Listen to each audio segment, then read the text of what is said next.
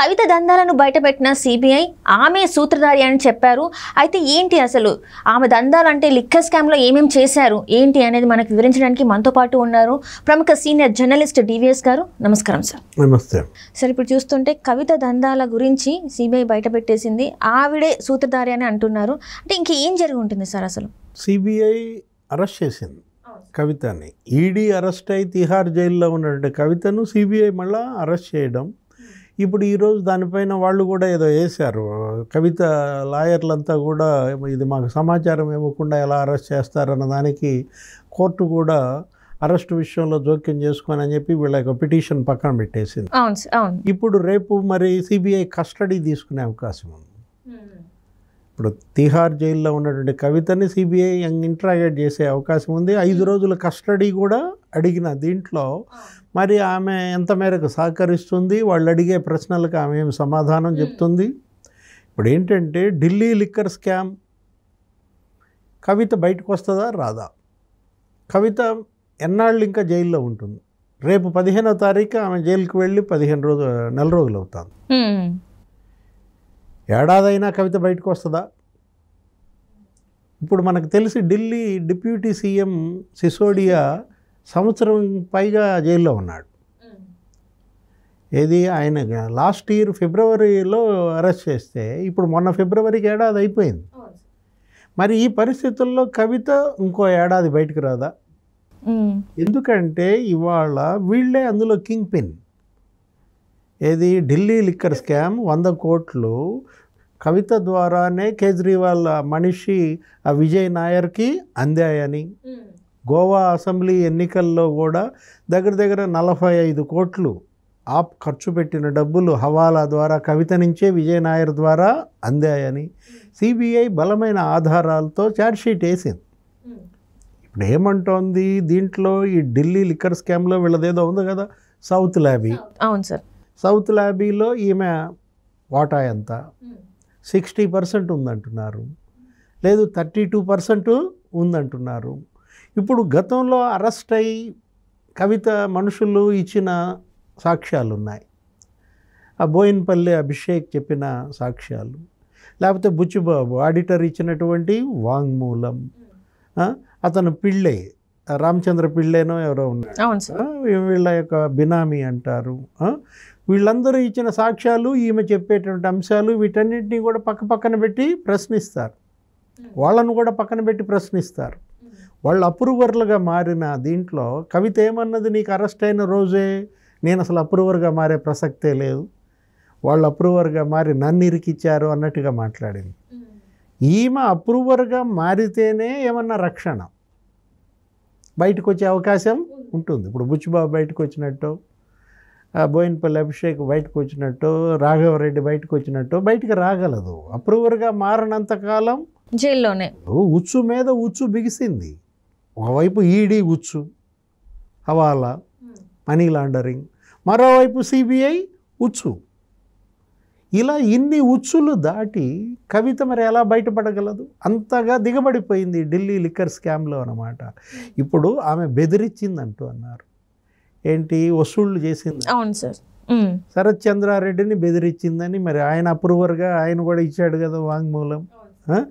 శరత్ చంద్రారెడ్డి ఈమెను ఇరికిచ్చారని చెప్పి వీళ్ళందరూ అంటున్నారు. దీంట్లో ఇప్పుడు అరవిందో శరత్ చంద్రారెడ్డి విజయసాయి రెడ్డి అల్లుడవుతాడు. అతను ఇచ్చినటువంటి వాంగ్మూలంలో మరి ఆయన్ని బెదిరించి జాగృతి అనే సంస్థ 80 లక్షలు ఏదో వసూలు చేసిందని. అంటే అక్కడ ఏంటంటే 80 లక్షలతో పాటు 14 కోట్ల రూపాయల విలువ గల భూమి ఉందని చెప్పేసి, ఆ 14 కోట్లు కూడా తీసుకున్నారని చెప్పేసి, అంటే చూడని భూమికి కూడా 14 కోట్లు తీసుకున్నారని చెప్పేసి తను చెప్తున్నాడు సార్. శరత్ చంద్రారెడ్డి నన్ను ఇట్లా బెదిరించారు కవిత అని చెప్పేసి తను చెప్తున్నాడు. మరి అదే లేని భూమి కొన్నట్టుగా, మహబూబ్ నగర్లో భూమి లేదు కానీ ఆ భూమి కొన్నట్టుగా పత్రాలు పుట్టించి ఆ డబ్బు వీళ్ళకి ఇవ్వటం అన్నమాట. 14 కోట్లు 25 కోట్లు అడిగారని. ఇట్లా ఇప్పుడు శరత్ చంద్రారెడ్డిని 25 కోట్లకి బెదిరించినట్టు, లేకపోతే బిజినెస్ చేయనివని. ఇప్పుడు ఈ లిక్కర్ స్కాము ఇదేంటి, ఢిల్లీ లిక్కర్ స్కామ్ అదేదో 5 క్లస్టర్లు ఉంటాయి, క్లస్టర్కి 5 కోట్లు ఇవ్వమన్నారని. ఎవరిని? మాగుంట రాఘవరెడ్డిని. 5 25 కోట్లు ఇతనికి, 25 కోట్లు అతనికి టెండర్ పెట్టిన దీంట్లో ఇక్కడే నీకు 50 కోట్లు కనపడుతుంది. అవునవును. ఇప్పుడు కేజ్రీవాల్ మనిషికి 100 కోట్లు ఇచ్చారని కదా, ఆ 100 కోట్లలో 44.5 కోట్లు గుజరాత్ ఎన్నికల్లో ఖర్చు పెట్టారని కదా. ఇప్పుడు ఇక్కడ నీకు ఎక్కడ కనపడుతోంది? అవినీతి మురుగులో దిగబడిపోయారు. అవినీతి ఊబిలో నుంచి వీళ్ళు బయటికి రాలేని పరిస్థితి. బయటికి రాలేకపోతున్నారు కదా. సంవత్సరం నుంచి మనీష్ సిసోడియా బయటికి రాగలిగాడా? భార్య ఇవాళ తీవ్ర అనారోగ్యం, ఆమె గుండె ఆపరేషన్లు, హార్ట్ అటాకు. కనీసం నేను వెళ్ళి ఆ హాస్పిటల్లో ఉన్న భార్యను చూస్తానన్నా కూడా మొదట్లో ఇవ్వలే పర్మిషన్. చివరికి ఏదో పర్మిషన్ ఇచ్చింది, కనికరించింది హ్యుమానిటీ గ్రౌండ్స్లో. అది కూడా పొద్దునెళ్ళి మళ్ళీ సాయంత్రం వచ్చేసేటట్టుగా. నిన్న ఈమెకు కూడా ఇవ్వలేదు కదా బెయిల్. కవితకు కూడా నా పిల్లాడు చదివించడానికి మరి నాకు తల్లిగా నేను నా బాధ్యత, నేను పరీక్షలు రాంచాలి అన్నా కూడా వర్కౌట్ కాలేదు. ఇప్పుడు ఇవాళ కవిత మరి వీటన్నిటిని ఎలా అధిగమించగలదు? తన యొక్క నిజాయితీ ఎలా నిరూపించుకోగలదు? కడిగిన ముత్యం అంటోంది. కడిగిన ముత్యంలో ఆమె బయటికి వచ్చే పరిస్థితి మనకేమీ కనపట్టలేదు. కేసీఆర్ పోనీ ఆయనేమన్నా తండ్రిగా తనేమన్నా ఇన్వాల్వ్ అవుతున్నాడా? తనేమన్నా చక్రం తిప్పుతున్నాడా? తనేమన్నా కూతురికి అండగా ఉండగలుగుతున్నాడా అంటే ప్రజల్లో కూడా అది మనకు కనిపించట్లేదు. కవిత పోరాటం కవిత ఇండివిజువల్గా జరుగుతోంది. కొద్దో గొప్ప ఏమన్నా అండగా ఉంటే హరీష్ రావును అన్న కేటీఆర్ ఉంటున్నాడు, కానీ తండ్రి స్పెక్టేటర్గా మారాడు. సైలెంట్ స్పెక్టేటర్గా ఉన్న దీంట్లో ఎందుకు సరే ఒక్కసారి కూడా నా కూతురు ఎలాంటి తప్పు చేయలేదు, అట్లీస్ట్ ఒక్కసారి ప్రెస్ మీట్ అయినా పెట్టి మాట్లాడొచ్చు కదా సార్, ఎందుకు మాట్లాడలే అంటారు? కవిత అరెస్ట్ మీద కానీ కవిత జైలు మీద కానీ స్పందించినటువంటి కేసీఆర్ కేజ్రీవాల్ని అరెస్ట్ చేసినప్పుడు మాత్రం ఒక ప్రకటన విడుదల చేశారు. ఏదో కక్ష సాధింపు మోడీ ప్రభుత్వం అంటూ. అంటే ఏంటి, భయపడుతున్నాడా?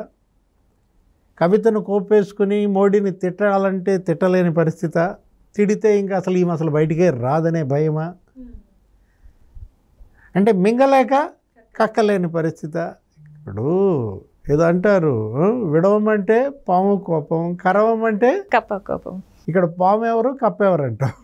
కప్ప కవిత, పాము సిబిఐ, ఈడియా కాదు కదా. ఇదంతా ఎప్పుడు ఉండాలి? తప్పు చేయకముందు ఉండాలి, అవినీతి ఊబిలో దిగబడకముందు ఉండాలి ఈ ఆలోచనలన్నీ కూడా. ఒకసారి నీ ఒంటి నిండా బురద పూసుకున్న తర్వాత ఎవడో నాకు బురద పూసాడంటే అది నమ్ముతారా జనం? నీ అంతటా నువ్వు పూసుకున్న బురద. వాళ్ళందరూ ఇచ్చిన సాక్ష్యాలు, అతన్ని 25 కోట్లకు బెదిరించిందని, ఇతనికి 25 కోట్లు బెదిరించి సిబిఐ 5 రోజులు కస్టడీ కోరింది. 5 రోజులు రేపటి నుంచి కస్టడీ కనుక ఇచ్చినట్లయితే తిహార్ జైలుకి మరి వాళ్ళు వెళ్ళి వాళ్ళు కనుక గ్రిల్లింగ్ చేస్తే, దాన్ని డ్రిల్లింగ్ అంటారా గ్రిల్లింగ్ అంటారా? గ్రిల్లింగ్ కోడ్ అయిపోతుంది కదా. అట్లా కాదు కదా. ఇవాళ అంత గొప్ప నాయకుడు కేసీఆర్ ఈ పరిస్థితి అంటే, ఏ మాజీ ముఖ్యమంత్రి కొడుకులకు కూడా ఈ పరిస్థితి రాలా. రాజశేఖర రెడ్డి కొడుకు వచ్చింది ఈ పరిస్థితి, కానీ రాజశేఖర రెడ్డి చచ్చిపోయాడు, ఆయన చూడలా. ఎవరు కొడుకుని జైల్లో పెట్టడం ఆయనకి తెలియదు. ఆయన చనిపోయింది ఎప్పుడు? రాజశేఖర రెడ్డి 2009 సెప్టెంబర్లోనో ఎప్పుడో చనిపోయారు. జగన్మోహన్ రెడ్డిని తర్వాత కదా ఖైదు చేసింది. ఒక తర్వాత అతను ఒక సంవత్సరం ఏమో కాంగ్రెస్లో ఉన్నాడు, తర్వాత వేరే పార్టీకి వచ్చాడు, జైలుకి వెళ్ళాడు, 16 నెలలు జైల్లో ఉన్నాడు. అంటే కొడుకు జైలుకి వెళ్ళిన కష్టం రాజశేఖర రెడ్డికి తెలియదు, తల్లికి తెలుసు. విజయమ్మ అనుభవించింది ఆ కష్టం. ఇప్పుడు కూతురు జైలుకి వెళ్ళిన కష్టం కేసీఆర్ కళ్ళల్లో కనపడాలి. మరి కేసీఆర్ భార్య ఆమె కూడా వెళ్ళి పలకరించింది ఢిల్లీ, వీళ్ళు తీసుకువెళ్ళారు. ఇప్పుడు ఇదేంటంటే కవిత అరెస్టు వల్ల సానుభూతి ఏమన్నా వచ్చుద్దా ప్రజల్లో? అది బీఆర్ఎస్కి ఏమైనా ఉపయోగపడుద్దా అంటే జీరో. అంటే ఆమె అరెస్ట్ అయిన తర్వాత అసలు ఒక్క దగ్గర కూడా ఒక ధర్నానో లేకపోతే ఆమె అరెస్ట్ని వ్యతిరేకిస్తున్నట్టు ప్రజలు ఏమన్నా మాట్లాడడం ఎక్కడ కూడా మనం చూడలేదు సార్. కన్న తండ్రి మాట్లాడలేదు, ప్రజలు మాట్లాడలేదు. ఏమన్నా అంటే తన జాగృతి గురించి, బతుకమ్మల గురించి అంత ప్రజల మధ్యలో ఉన్న ఆ వ్యక్తి కోసం ఎందుకు ఇక్కడ ప్రజలు కూడా ఏం మాట్లాడలేకపోతున్నారంటారు? అంటే ప్రజలుని కదిలించాల. ప్రజలు ఏంటంటే అదొక మీడియా, అదొక మాధ్యమం. ఆ మాధ్యమాన్ని కదిలించే శక్తి నాయకులకు ఉంటుంది. ప్రజల్ని ఎవరు కదిలించాలా? జనాన్ని కదిలించేవాడే జననేత. ఇప్పుడు నాయకుడు స్తబ్దుగా మారాడు, నాయకుడికి హై వోల్టేజ్ షాక్ కొట్టింది. కూతురు అరెస్టుతో షాక్కు గురైనటువంటి కేసీఆర్ ఆయనే కదలిక లేని పరిస్థితిలో ఆయన ఇంకా జనాన్ని ఏం కదిలిస్తున్నాడు? అయిపోయింది, పుణ్యకాలం కాస్త గడిచిపోయింది. ఇప్పటికి 4 రోజులైంది ఆమె అరెస్ట్ అయ్యి. ఏమీ స్పందన ప్రజల్లో కానీ పార్టీలో కానీ కుటుంబంలో కానీ లేదంటే కవిత అవినీతిని తండ్రే ఆమోదించినట్ట? తన కూతురు అవినీతికి పాల్పడిందని తండ్రి నమ్మాడా? నమ్మినందుకే ఆయన ఏమీ మాట్లాడలేదా, బెసగట్టలేదా? ఆయన చేసిన ప్రసంగాలు, ఆయన ఇచ్చినటువంటి స్పీచెస్ అక్కడక్కడ అడపా దడప సూర్యాపేట ఇంకా ఎక్కడో 2-3 చోట్ల జరిగిన మీటింగుల్లో కూడా దీన్ని అసలు మాట్లాడలేదు. అవును సార్. కాంగ్రెస్ పార్టీ మీద ధ్వజం ఎత్తటం, రైతులకు ఏదో సంఘీభావం, పంటల పట్ల ఆందోళన, ఇదే నడుస్తోంది తప్ప ఖైదులో ఉన్నటువంటి కూతురు గురించి కానీ, తన కూతురికి జరిగిన అన్యాయం గురించి కానీ, తన కూతుర్ని ఇలా ఇరికిచ్చింది మోడీ ప్రభుత్వం అని కానీ, నేరుగా మోడీని టార్గెట్ చేయలేక అసక్తత ఇవాళ కేసీఆర్ని కాదు ఆ పార్టీనే బలిగుంటుంది. Right right sir. దేశంలో ఏ నాయకుడు కూడా ఇలా అడకత్తెరలో పోక